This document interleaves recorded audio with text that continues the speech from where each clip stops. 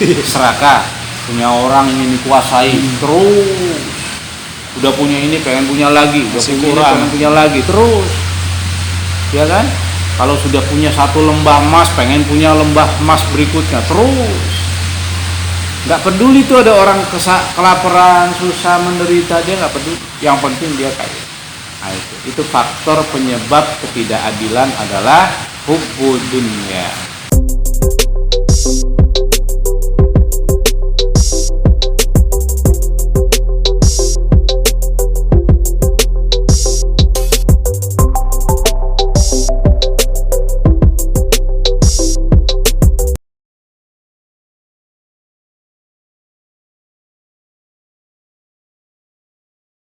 Assalamualaikum warahmatullahi wabarakatuh. Waalaikumsalam warahmatullahi wabarakatuh. Alhamdulillahirabbil alamin. Kita bersyukur pada Allah Subhanahu wa taala. Alhamdulillah hari ini kita diberikan oleh Allah begitu banyak nikmat. Nikmat alam semesta ini yang indah. Jadi kita Allah berikan nikmat yang begitu banyak, kita wajib bersyukur. Nah, cara bersyukurnya dengan kita isi dengan sesuatu yang bermanfaat ya. Insyaallah. Nah, alhamdulillah, mari kita gunakan waktu kita ini dengan berbincang sesuatu, membahas sesuatu yang bermanfaat. Tentunya dengan ayah. Jadi kita sapa ayah dulu. Assalamualaikum ya.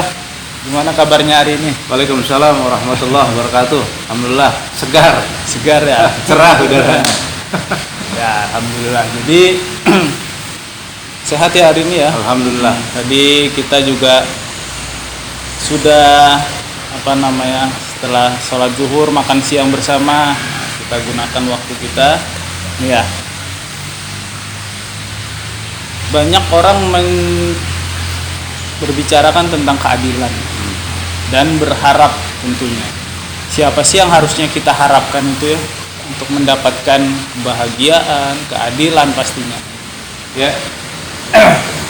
Assalamualaikum warahmatullahi wabarakatuh. Waalaikumsalam warahmatullahi. Innal hamdalillah nahmaduhu wa nasta'inuhu wa nastaghfiruh.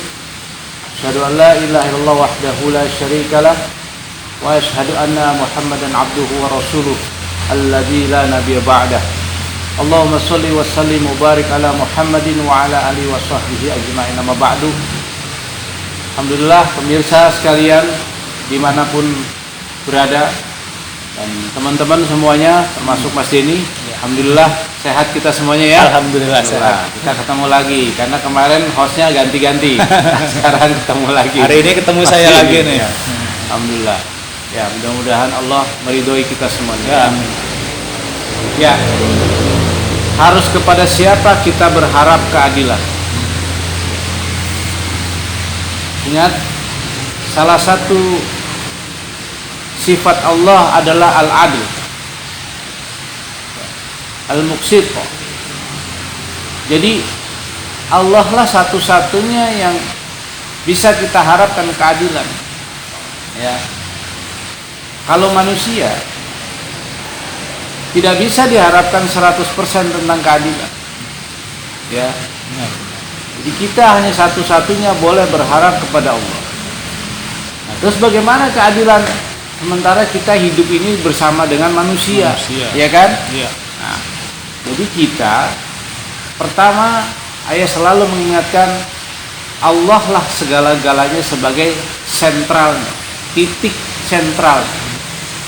Ketika Allah sebagai titik sentral, maka semuanya bersentral kepada Allah. Siapa itu? Semua makhluk, termasuk manusia yang mengharapkan keadilan, mohonlah pada Allah. Karena Allah itu al-adil, adil. Nah, sementara kita hidup dengan manusia lain, kadang kita seringkali merasakan sesuatu yang sangat tidak adil, ya kan? Yeah. Nah, bagaimana kita mengharapkan keadilan? Manusia yang diharapkan keadilan adalah manusia yang bersandar kepada Allah, baru bisa minimal mendekati. Tapi kalau manusia yang tidak mendekatkan dirinya kepada Allah, terus kita berharap sama dia untuk dapat keadilan, nonsen. omong kosong, kosong. capek kita. Nah itu maksudnya. Jadi kepada siapa? Pada Allah. Jadi kita, tapi sulit juga nyari manusia yang seperti itu kayaknya ya. Ya memang dari sekian miliar manusia yang ada, hampir kita tidak mendapatkan manusia yang berkarakter adil.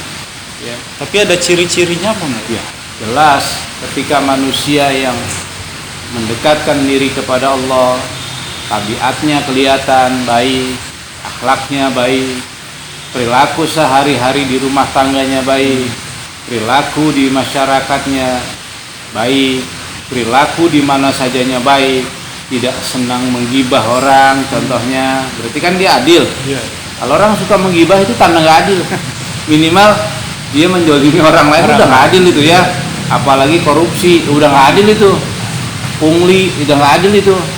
Apalagi kriminalitas yang lain. Jadi sulit mencari orang-orang demikian. Tapi bukan tidak ada. Karena setiap zaman Allah utus utusan Allah. Itu dari zaman Nabi dulu. Setiap zaman ya diutus utusan Allah. Dulu namanya Nabi, sekarang sudah tidak ada Nabi. Ya. Tapi ada. Yakin. Ada yang Allah persiapkan untuk kita.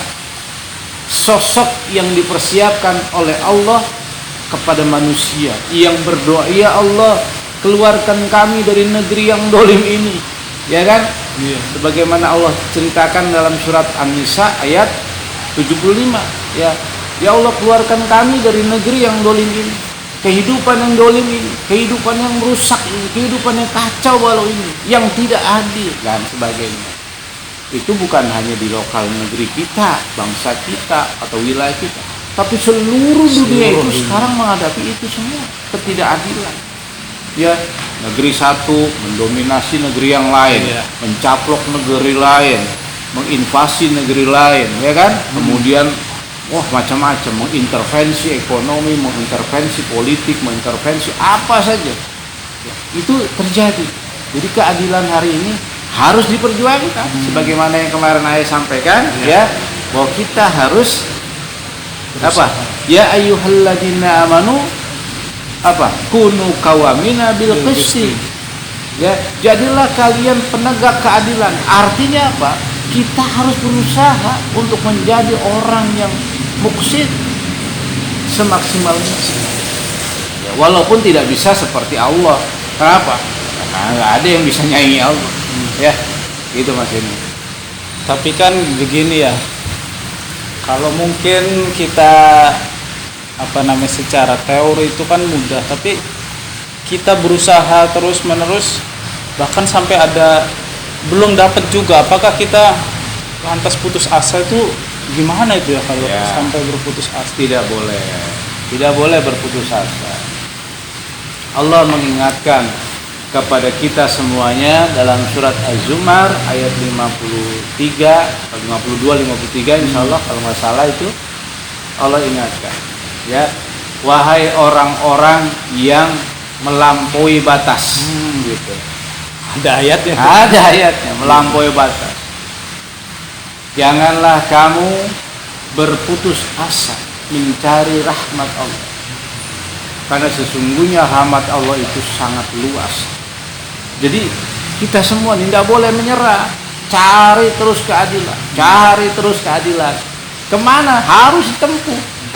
Pertama, keadilan itu sandarkan dulu kepada Allah, kemudian memproses diri sebagai hamba sesama manusia.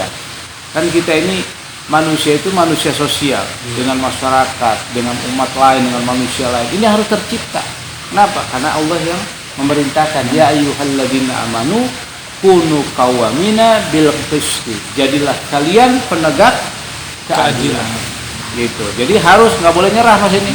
Nggak boleh nyerah sampai tercapai keadilan. Gitu. Ya. Jadi cari terus ya. Iya, tapi nggak boleh salah cari. Salah. Ya, contoh gini. Mas Denny menuntut pabrik pembuatan roti jelas-jelas itu pabrik roti. Ya, manajemennya manajemen pabrik roti. Ya, marketingnya juga pangsa pasarnya juga pangsa pasar roti. Ya, kemudian alat untuk memproduksinya pun hanya mampu menciptakan roti. Ya, direkturnya semuanya, karena ownernya itu hanya yang ada dalam pikirannya hanya mencetak roti. Kira-kira Mas Denny datang ke tempat itu protes, tolong bikinkan saya mobil gitu. Protes ke pabrik pembuatan roti gitu. Tapi mintanya mobil, tolong cetakkan saya mobil. Coba mikir Mas Denny, mampu nggak pabrik itu? Ya nggak mampu. Nggak mampu, orang dia nggak bisa mencetak mobil. Kalau nuntut bikin mobil ke pabrik mobil. Kalau nuntut percetakan atau kita mintanya handphone, ke pabrik pembuatan handphone, bukan ke pabrik pembuatan roti. Salah alamat. Kayak lagunya itu Ayu Ting Ting. Salah alamat gitu. Jadi jangan minta kepada sesuatu yang bukan pada tempatnya. Nggak bisa. Capek kita nanti. Makanya ditinggal kabur tuh sama pemilik pabrik rotinya. Bingung saya. Oh iya. Jadi selain kita berusaha mencari, juga nggak boleh salah.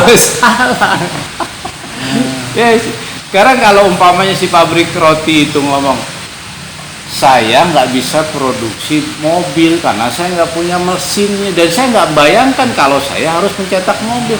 Saya nggak punya pengalaman untuk bikin mobil, dituntut untuk minta mobil, kira-kira gimana? Ya nggak akan jadi. Ya nggak bakalan jadi sampai kapanpun. Ya lebih baik saya tinggal pergi daripada saya pusing. Nanti kalau bikin mobil pun jadi roti. Roti yang bentuknya mobil. Kayak makanan roti buaya gitu. Nggak bisa dinaikin, ya kan? Karena nggak ada mesinnya, cuma mau bentuknya tok. Gitu. Jadi selain berusaha harus seperti itu ya. Harus tepat sasaran. Jangan salah alamat. Salah alamat. Ya. Nuntutlah kepada Allah dan mintalah kepada orang yang punya kompetensi di bidang itu. Insya Allah. Terus nih ya, bicara tentang keadilan.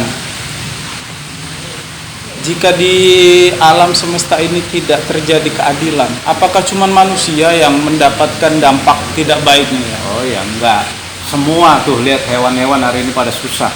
Dia turun gunung, akhirnya ada kera masuk ke kampung-kampung, ke rumah orang, ke penduduk. Kenapa? Di hutannya nggak ada makanan. Gajah turun, hewan-hewan turun, protes mereka. Bahkan yang parah, akhirnya mereka mati kelaparan. Gitu? Semua hewan apa saja. Sekarang contoh, nggak usah jauh-jauh. Dulu waktu ayah masih kecil, di kampung ayah itu lebah banyak. Lebah. Sekarang nyari lebah susahnya minta ampun. Kenapa? Dia udah nggak dapat habitatnya lagi. Yang aslinya sudah susah. Jangkrik. Dulu ayah masih kecil tuh senang mencari jangkrik. Sekarang nyari jangkrik susahnya luar biasa. Contoh, hewan saja nggak kebagian keadilan. Kenapa? Karena alam semakin hari dieksploitasi habis-habisan oleh manusia yang tamak, rakus, serakah. Tapi mereka kalau dibilang, janganlah kamu berbuat kerusakan, apa dia bilang? Tidak, justru saya membuat kebaikan. Itu surat Al-Baqarah kan? Iya. Ya. Janganlah kamu orang-orang yang musyrik, yang kafir berbuat kerusakan di muka bumi. Tidak. Saya justru berbuat kebaikan. Tidak sadar. Mereka nggak sadar. Kalau apa yang mereka lakukan adalah kerusakan. Jadi memohonlah kepada Allah. Nanti kita akan diberikan tanda-tanda orang yang bisa berlaku adil. Adil itu memulai dari diri sendiri, dia berlaku adil. Gimana caranya? Dia hidupnya teratur nggak secara individu, pribadinya dia. Kemudian lihat keluarganya, teratur nggak? Kalau itu sudah ada, dia pribadinya teratur, keluarganya teratur, insya Allah mengurus yang besar bisa adil. Kenapa? Karena sesuatu itu harus dilihat dari yang paling kecil dulu, yaitu pribadinya. Maka carilah orang yang sifat, karakter, perilakunya seperti itu, insya Allah maka bisa kita meminta kepada dia untuk keadilan. Kalau enggak, salah alamat tadi. Minta roti malah dibuatkan, minta mobil malah ke pabrik roti. Dibikinin sih mobil-mobilan bentuk roti, roti mau berbentuk mobil-mobilan, tapi nggak bisa dinaikin. Terus ya, dari saya yang tadi ayah urai, ada yang saya tangkap sedikit itu, penyebab salah satunya orang tadi sampai tidak adil itu adalah karena tamak ya. Berarti kita harus membuat kebalikannya dari sifat serakah, tamak ya.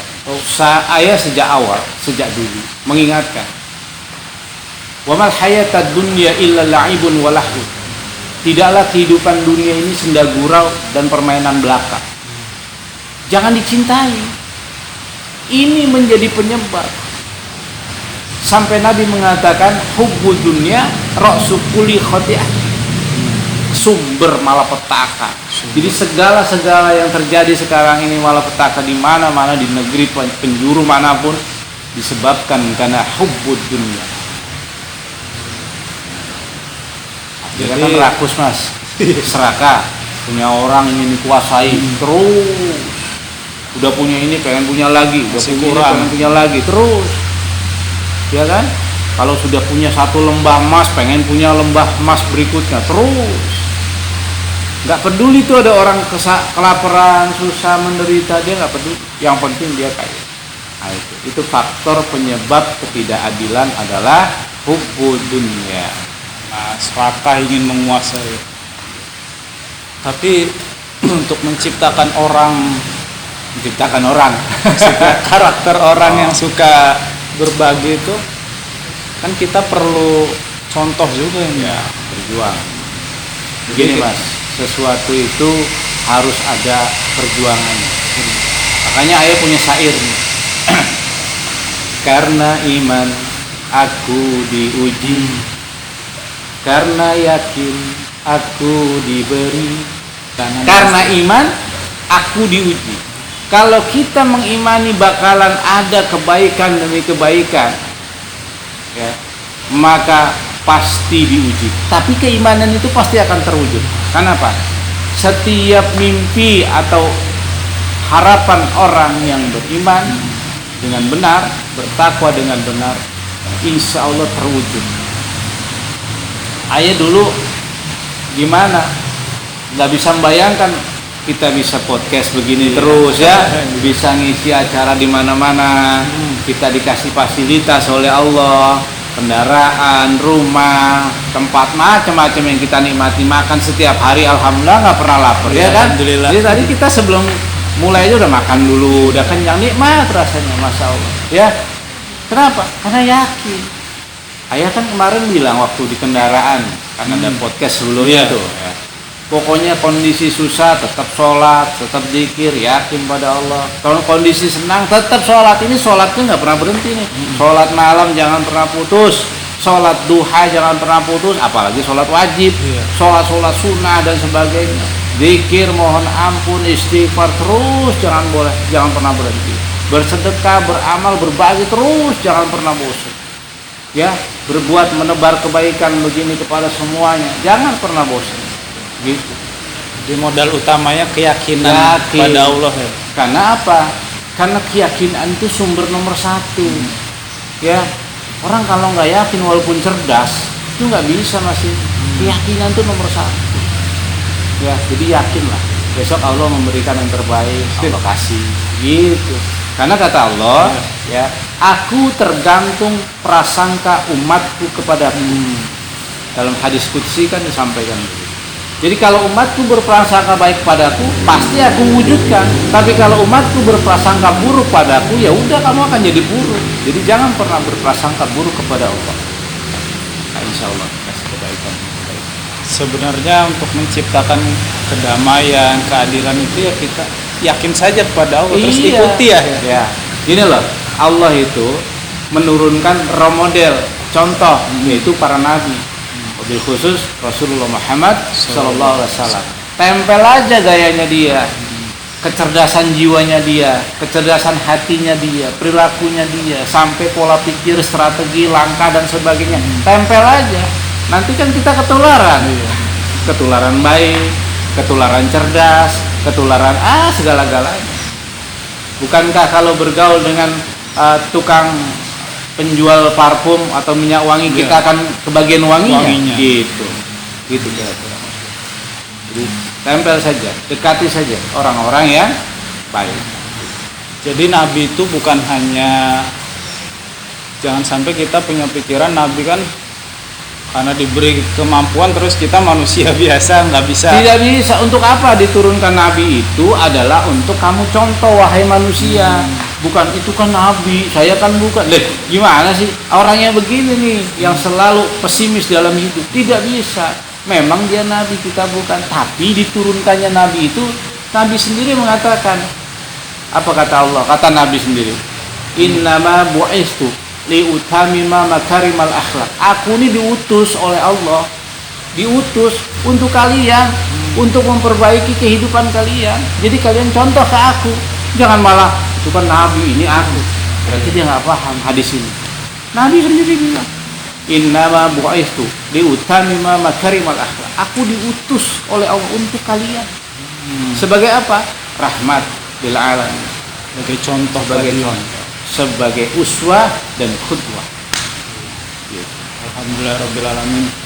Jadi kita semakin bersyukur ini ya, dapat ilmu, dapat pemahaman, juga diberikan oleh Allah nikmat berupa alam semesta ini bukan buat kita rusak ya, tapi untuk kita berbagi, untuk ibadah kita bersama-sama. Jadi rasanya nanti damai sepertinya kalau semua orang seperti itu ya. Kalau pemirsa dan kita semua mau damai, ciptakan kedamaian secara pribadi dulu, bukan kedamaian secara materi.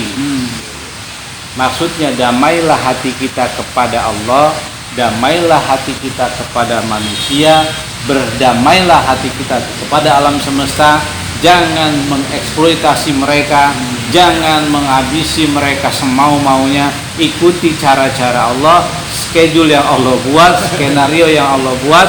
Contohnya sudah dibuat oleh Rasulullah itu sebagai role modelnya tadi. Insya Allah semua akan terwujud kedamaian.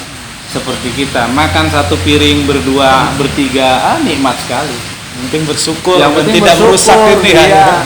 Alam itu disyukuri, betapa indahnya ini alam, gitu kan. Jangan mikirnya duit lagi, duit ini jadi duit lagi, duit apa duit. Ini yang ayah selalu ingatkan, hei pemirsa siapa saja, sumber masalah di muka bumi ini adalah hubbu dunia, cinta duit. duit mulu, kayak enggak apa enggak. Gitu. Kita bersyukur, nikmati dengan baik, yang benar, insya Allah nggak akan. Sebenarnya gejolak tuh dalam diri kita sendiri ya. Syukuri aja. Alhamdulillah rabbil alamin. Mudah-mudahan kita terus dipandaikan oleh Allah untuk selalu bersyukur. Amin. Terima kasih untuk ayah waktunya hari ini. Kita memanfaatkan waktu hari ini yang cerah ini di suasana alam yang indah yang Allah ciptakan ini untuk beribadah kepada Allah. Kita bertemu di pertemuan selanjutnya ya. Itu saja teman-teman, mudah-mudahan bermanfaat untuk kita semua. Dari kami terakhir, wassalamualaikum warahmatullahi wabarakatuh. Assalamualaikum warahmatullahi wabarakatuh.